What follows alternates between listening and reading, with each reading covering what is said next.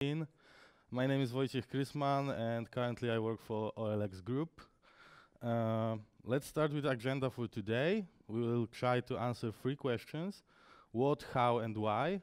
I know it will not tell you too much about the presentation, and the order is maybe not very natural because we will respond to the question why we are doing that at the end, but this is for purpose. I think that it will be easier to understand all the steps. First of all, that's me. I used to be a Linux admin, as we, or maybe not all, but most of us started their careers back in the day. I worked for a while with OpenStack, building clouds for customers and also building services on top of OpenStack. Now I shifted to AWS. As you see on the pictures, I have few hobbies. I fly acro drones and design and build electronics. I couldn't resist to put my son's photo on the presentations. But okay, let's start with what's really important. What is this all about? There are many ways you can work with Terraform, and we had countless discussions in OLX how to proceed with our infrastructure. As many of you probably started, we had a huge monolith as a company running all our services on bare metal data center, and that was 2 years ago when I joined the company. There was not a lot of automation. There was a lot of SSH scripts and few Ansibles, not too much. I know that many people ask you many questions, but how many of you are using Terraform on daily basis? Whoa, quite a significant amount of people using Terraform. That's great. I believe I will have few minutes at the end, so if we can make it interactive, I'll be happy to answer all your questions. Oh, maybe let's stay on that slide for a second. Few words about OLX. On daily basis, we run about 40 gigabits of traffic, of user traffic on the front end. We have to deal with 120,000 requests per second, and I only speak of OLX Europe. Oh, I forgot to say I'm infrastructure team lead of OLX Europe. We have hubs on each continent because, as many of you may not know, there are 45 OLXs around the world. But the funny fact, Poland is the biggest one. Evolution. When you dig into Terraform official documentation, this is what they will advise you.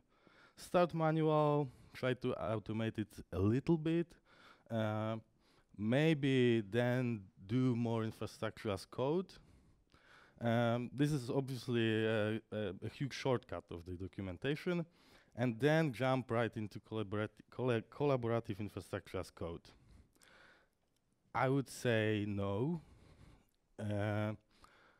After many experiments, a lot of pain, we came with another idea. What if we would go directly from manual infrastructure to collaborative infrastructure as code? And we're doing that at the moment. Good thing is, it seems to work. How we structured our stuff. So we decided to move out of bare metal data center a while ago, I would say a year ago. And by moving out, I mean completely. And in amount of time which is predictable. So we couldn't afford breaking the monolith completely into microservices, doing everything in a proper way, and so on and so on. So we decided to go with 2 tracks. First track is migrating a monolith as it is, or maybe not as it is, because it could be a disaster to treat EC2s as bare metals. So we decided to create an infrastructure, which I will not cover today for the monolith. But the second path, which we decided to go, was to start building and actually involve our developers to build services. And by services, I don't mean microservices. I mean services which can be taken out of the monolith and run separately. We done that separation, and this would be an advice from myself. We decided to split the accounts on AWS even. So we have two sets of accounts, each of sets consisting of 3 accounts. One is tooling. I will get back to that into more details later on. But the first one is a tooling account which run all the pipelines. Second one is the production, obviously, and then the second one and the third one is staging, as you call it. So, what approach we took? We set up some rules for the whole company before moving forward. I actually thought about it. We started Greenfield for the new services. Okay, so I will cover only that part which consists of those services. We decided to start Greenfield, created those 3 accounts, started with fresh repo without any dependencies, any other legacy stuff. We decided to go with no manual changes on those accounts at all, which is really crucial. And the question was how to enforce it. It became really, really easy at the end. We didn't give right access to AWS to anyone besides pipelines. And this is what was and that decision was one of the best decisions we made, actually. We're now completely sure that our Terraforms are in consistent states, that you will not destroy anything by accident, because there's no chance to make any changes without going through the pipeline. Obviously, automation. On the other room, there's a presentation about CI/CD. I will not cover this today too much, and I would say that this is the least important that was the least important step in our journey. We actually started with manual applies of Terraform, building pipelines in the meantime, and that worked well for us. If you start digging through the internet, there are few general best practices in terms of running with Terraform. And this is the only slide which will cover those during the presentation. I will elaborate a little bit on them. Obviously, reviewing plan before apply is pretty straightforward. If you go for a CI/CD, ensure to save plan to file, because either way your plan can be different than what you will apply 5 minutes later. Do yourself a favor and use FMT, which is, many people don't know this nifty command, but it's actually clean up your code in repo. So formats it, yeah, shortcut from format. And yeah, enable bucket versioning for TF state. We don't really often run into troubles with TF state. I'm not sure someone of you destroyed TF state or went into troubles where you had to, I don't know, change it manually or do even more nasty things with it. So it's really nice to have a bucket versioning. Do not use target. Coming to don'ts. This is the words we could have when you're applying certain parts of your infrastructure instead of checking if the whole state is consistent.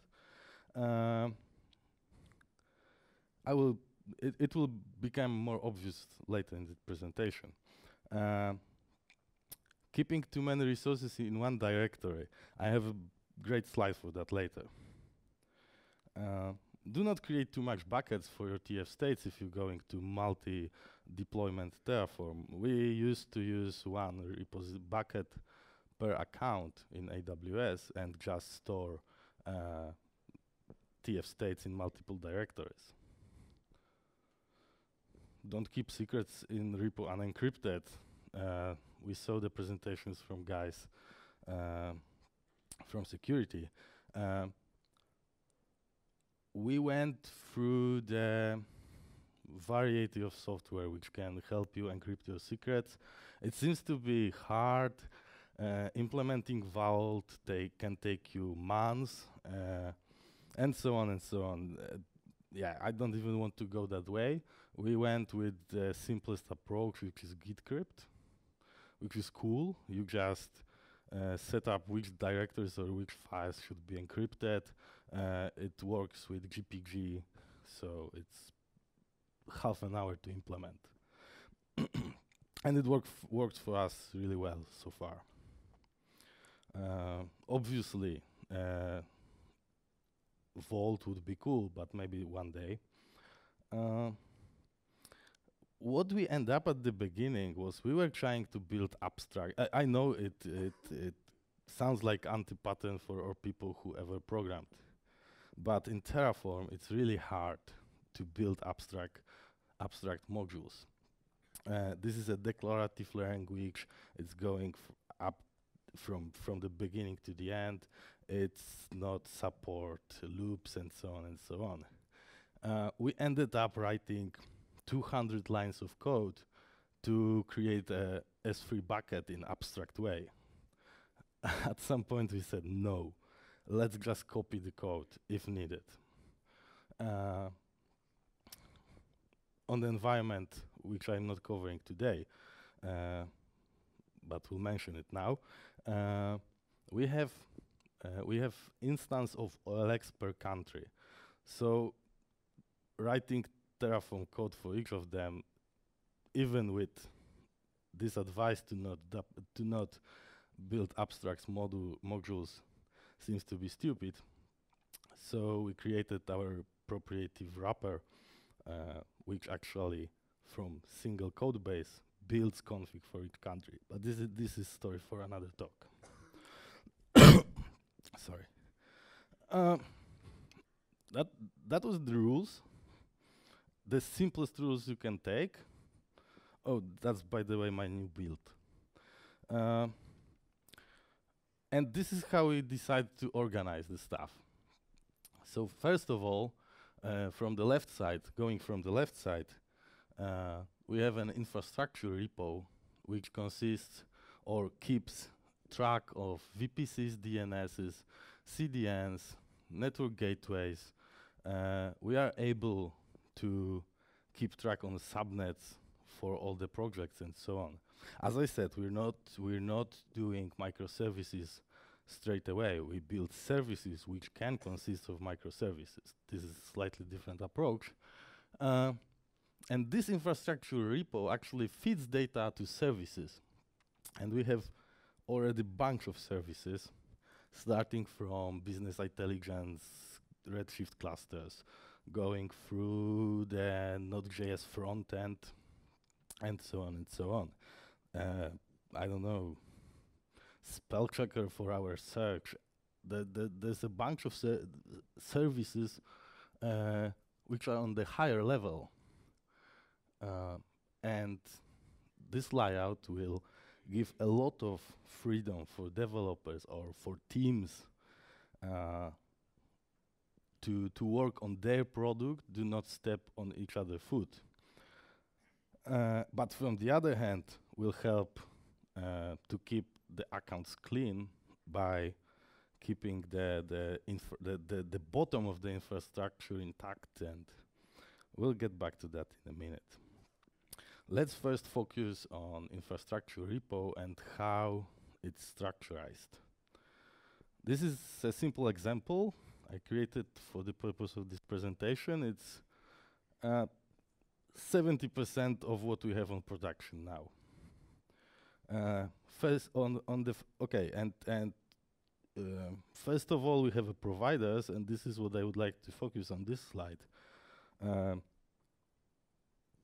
There's some missing, but doesn't matter.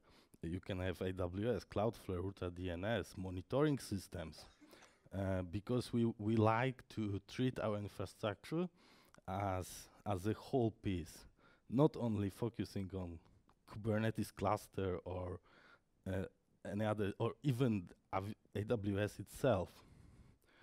We rather like to treat it as a whole. So AWS has to talk with our CDN provider. We have to configure DNS zones and DNS entries for services and so on and so on. Sorry. Do we have water? But let's focus for a minute on AWS. This is a layout of our repo. We actually divide it like that. So as I said, on the top level providers, then and this is something which can be different. I know many people doing such things on branches, for example. So each environment is a branch on the repo. I don't really like this approach. It's getting messy on some points. So we put code into directory called prod, staging, and so on. In case of AWS, we have an availability zone, and then the projects. And projects are divided to services, which is also quite important because this granularity, this level of granularity, gives you a really quick applies on Terraform, which is not that obvious. How does it look on the other side? Application repo. This is only part of application repo or example application repo. We just put a catalog infrastructure inside each repo.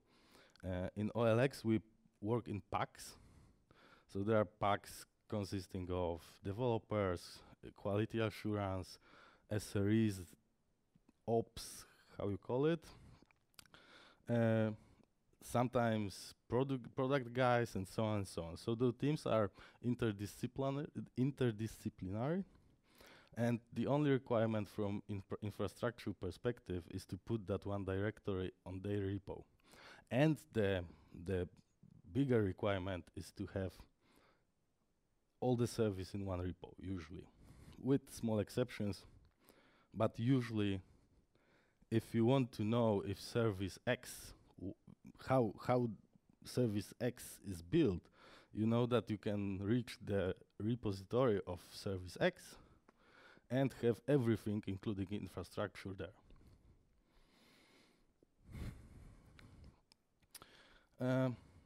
But how to actually achieve that and how to split Terraform on those two modules?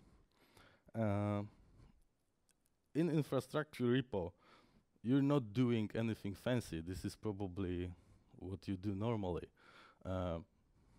We have a declaration of S3, and where we store our TF state. And we have a DynamoDB table, which I would strongly advise to use, even if you use a pipeline which cannot be run twice. We saw glitches on AWS APIs. Oh, thanks. We saw glitches on AWS APIs. So the Terraform was timing out, actually, but the operation was still in progress.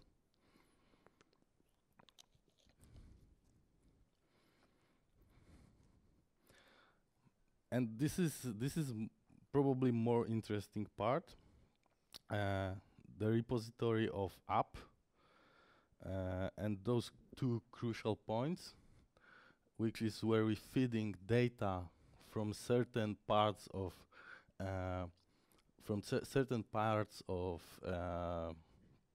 infrastructure repo. So, for example, globals. In globals, we keep global services, so S3 buckets, Route 53, and so on, and network, which will most likely have VPC ID, subnets, and so on. Security groups sometimes. So this is how we feed data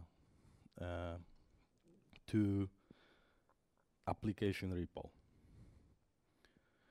Then, moving forward, how to use this data, because it will not magically be used by Terraform. As you can see here, in infrastructure repo, you only need to have outputs, and what you will output will be visible in the application repo. So you can only expose things which are really important for the project and no more, which is pretty cool. You can avoid a lot of headache. And on the other side, in application repo, you can use this data as a data Terraform remote state. Then the name of the then the name of the data feed. So we have a network there in the previous example. And then the variable. And this is how it is. You don't have, as a developer, you don't have to care what's the VPC ID actually.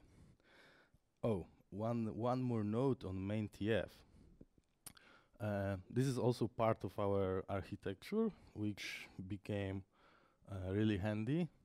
We always structurize our Terraforms in a way that main TF only consists of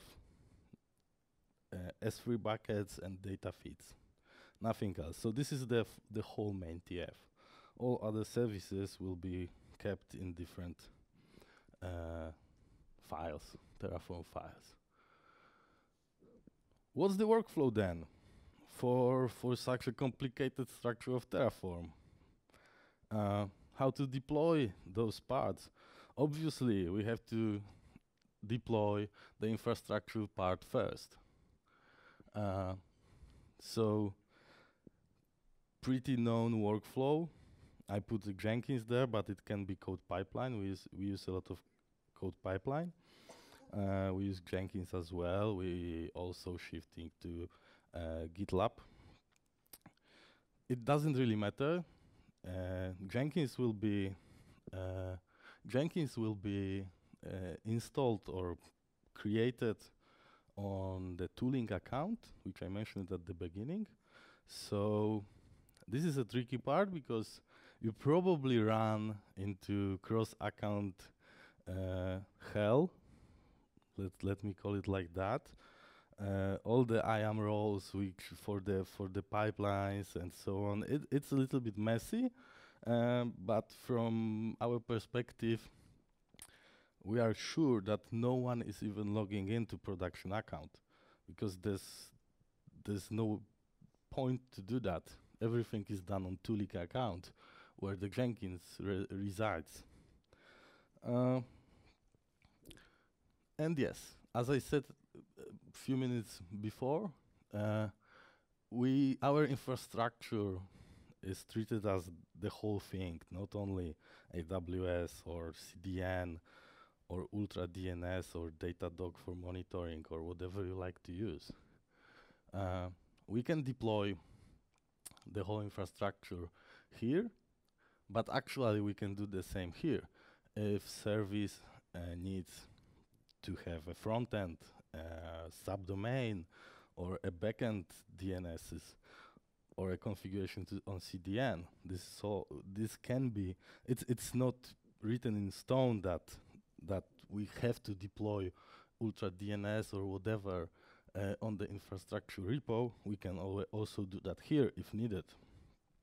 So it gives a lot of flexibility for both infrastructure and developers, or in our case for the packs, which can work without stepping on each other's foot. And this is for app repo.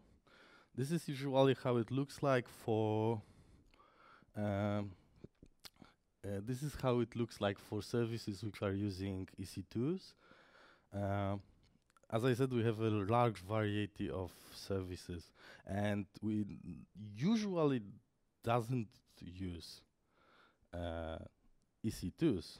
We actually decided to go AWS as much as we can. So as long as the service which can cover our needs, we will not build a Packer AMI and use EC2, but rather use a service from AWS.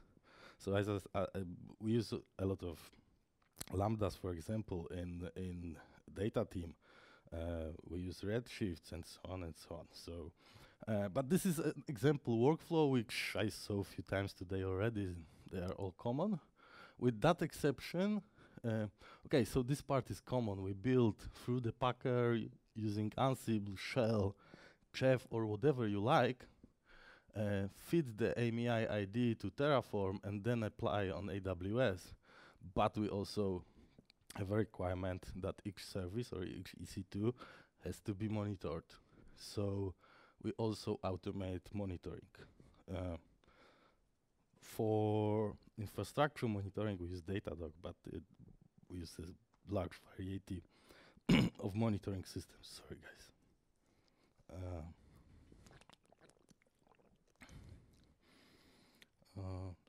I see we are good on time, so I can stay for a minute on monitoring. We use Datadog for infrastructure monitoring, so Linux systems, AWS services, and so on and so on. And we actually follow the Google principles of monitoring things. So we divide monitoring into two parts, black box and white box. For black box, we use two systems, I believe, Fabric.io for mobile apps and tracking end users, and New Relic for application performance from the outside, from the user perspective. For the white box, Datadog and few other systems. This is how could example build look like. Nothing really fancy. This is real production service which is called Resize, which actually resize images. It's built through Ansible mostly, but there are some shells as well. And the AMI is written to Jenkins, to Terraform, or feeded to Terraform and then deployed on AWS. Why are we doing all those weird things instead of just throwing all Terraforms into directory, running an apply, and we're good to go? Let's start with issues which we could make, which we could have in various teams. I'm not sure if you heard such questions in your life. I heard them many times. When services have to talk between each other, it's getting really, really messy, and especially when you have whitelist your offices. In OLX, we have office in each country we operate. The IPs are changing. And this is one of the nicest things we invented, or I think we invented it, but maybe someone else is doing it as well. In INFRA repo, we maintain the list of IP addresses of all our services which could be possibly whitelisted. So following the command center of Kennedy Station, I call it Mercury for that example, and randomized IPs, so you can hack us. But you create a Terraform which only do outputs. It don't have any logic. And then you can feed those outputs to service which need to whitelist something, and actually import the whitelists module and use the service you need to whitelist as a variable. You don't have, as a service owner, you don't have to maintain tons of IPs and People don't have to react when the IPs of the offices are changing. We have set up rules with our corporate IT who actually doing PRs to our repo with those changes. So it's even not visible to us, or it is when we're doing a review. And the second example, exactly the same, what we had before, Apollo 11, our office, with a bunch of IPs. We can use it as a variable in the project. That's really cool thing for the long run. Next thing which that approach solves, who can find a conflict? Imagine this is AWS, our accounts with all the services running on top of it. Oops. We can't create a peering. This is a conflict. This is solved by design in our case, because in infra repo we're setting up the subnets which will be used by various services. So the teams or packs do not have to talk with each other to ensure that they're using subnet which is free or something like that, or is routable through VPN. There are also offices connected through VPN. So two big gains with that kind of split of repositories. First of all, granularity, which means faster and safer deploy, and centralization, which give you a lot of control and predictability on stuff which you're doing. And the funny fact, this is not, it's not really good visible as I expected, but this is not an art. I'm not an artist. This is actually a Terraform plan from our first attempt to put all our domains into one directory in Terraform, which should convince you that it's not a good idea. It was running like 30 minutes. Next thing, fighting for resources. Terraform can be applied only once, so anyone who would like to run apply on this huge monorepo would be probably have to wait for some other guys, other teams, other packs. We don't have that issue. It turns that infrastructure repo is changing very rarely, because how many times you create a new project and new VPC, or we're not changing much things there. Maybe security groups or the outputs which I mentioned. And then teams have their own cycle of development. They have pipelines. Some of them deploy 10 times a day. Some of them deploy once a week. I don't think we have such team, but yeah. No one has to wait for each other. So this is what I mentioned a few times already.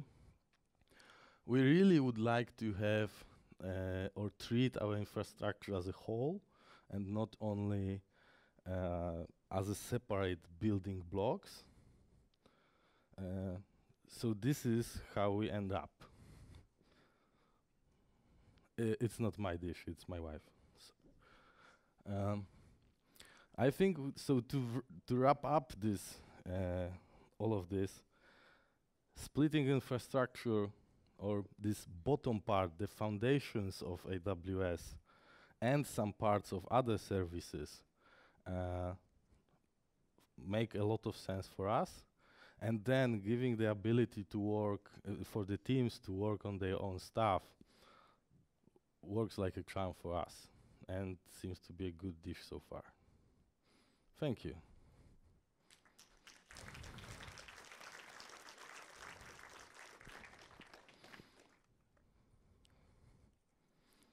If you have any questions.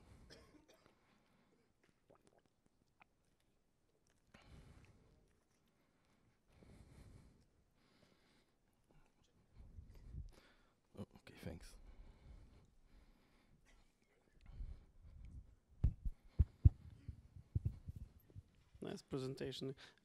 So from this presentation, it means that you're actually doing self-contained systems, yes? Have you heard of this? More or less, yes. Okay. And do you have a shared infrastructure for all the services, or each service has its own vertical from the beginning to the end, resources?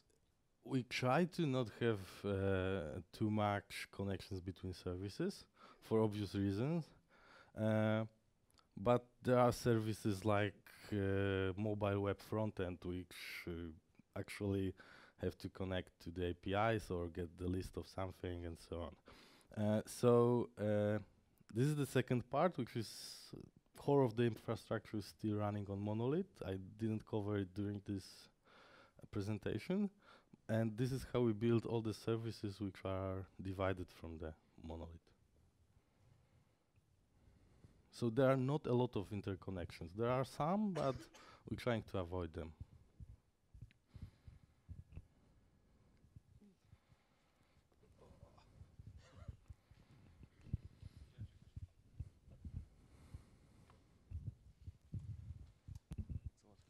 Great presentation, thanks a lot. You you. demonstrated that you structure your environments like account, environment, and main TF, right? So my question is, how you avoid code duplication between the environments? We're not avoiding code duplication between environments too much. There were some attempts from a dummy ones, like doing a symlinks and working with a lot of TF vars to more sophisticated. But for those services, we usually or yet not avoiding code duplication, unfortunately. So is this main TF big file? Main TF consists only of those few points. So S3 bucket, DynamoDB, and data feeds in case of app repo. So the rest is and the rest are splitted files. Okay, got it. Thank you. We have a convention to name a files, which is really straightforward, like EC2, RDS, and so on.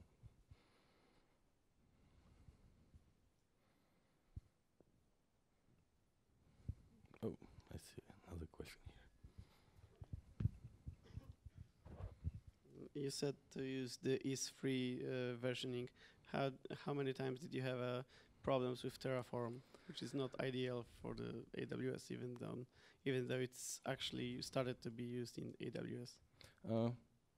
I can recall one or two. It's not too Only? many of them, yeah. Oh, you're very lucky. We're running pipelines on AWS, which gives you low latency to the APIs, which we found that running Terraform from the office often failed on the connection to AWS for some reason. We had some issues with other services. Datadog API is very often down, but it doesn't break anything. It will just Terraform plan will end up with error, but that's it. Another question: have you ever hit the API limits in AWS? No, we're not planning or applying that often. Yeah, recently we started using squash and merge, so it's even less commits to be Terraform planned.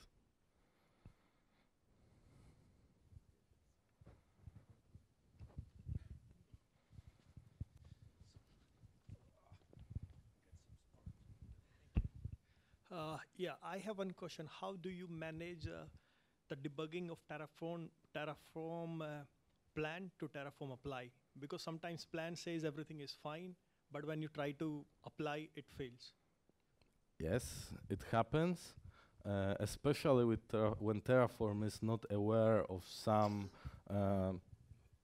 things on AWS usually, or connections between services. Yeah, but Terraform in the newest version, I believe everything which is newer than 0.10.8, So starting for 0.11, it handles it really, really good. So we recently had an issue with one of the autoscaling groups or parameters group for autoscaling, which failed the deployment in the middle, but nothing really happened. We fixed it in the code, run it again, and the operation was successful. So yeah, we never had too much issues with that. It sometimes fails, but never caused an outage or something.